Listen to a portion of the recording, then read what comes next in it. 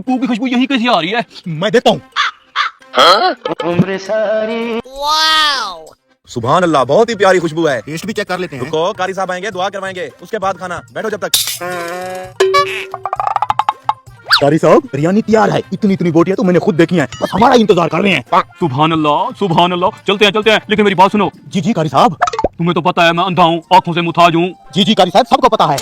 कितनी देगे नजर आई हैं? कारी साहब, मुझे तो देख एक ही दिखाई दे रही थी। बिरयानी की एक ही देग है, खाने वाले बंदे ज्यादा होंगे। समझ गया कारी साहब, आगे बताएं। हम जाके बैठेंगे, दुआ के बाद जैसे ही लोग बिरयानी खाना शुरू होंगे तुम मुझे ऐसे कूनी मार देना, मैं समझ जाऊंगा। ठीक है कारी साहब, जैसे ही लोग खाना शुरू करेंगे मैं आपको कोनी खिसका दूंगा। और दूसरी बात, जल्दी बताएं कारी साहब, बिरयानी शुरू ना हो जाए। मेरी बात तो सुन ले, जब लोग तेज तेज खाने लगे ना तो मुझे दूसरी कूनी मार देना, मैं समझ जाऊंगा। ठीक है कारी साहब, लोग जैसे ही स्पीड बढ़ाएंगे मैं दूसरी कोनी ठा करके दूंगा। और एक और बात, जब देख खत्म होने वाली हो तो मुझे तीसरी मार देना, मैं स्पीड बढ़ा दूंगा। ठीक है कारी साहब, अब चलें? चलो चलें। ध्यान से कारी साहब, आगे पानी है। हम नहीं डरते थे पानियों से। अस्सलाम वालेकुम। वालेकुम सलाम। बैठे कारी साहब, मैं चावलों का परात ले आता हूँ, आप दुआ शुरू करें।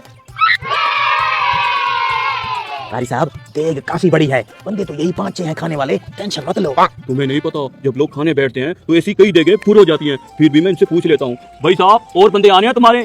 जी कारी साहब। तो मेरा मतलब है जब दुआ शुरू करें। कारी साहब, आप दुआ शुरू करें, हमारे बहुत से बंदे आने हैं, वो बाद में आ जाएंगे।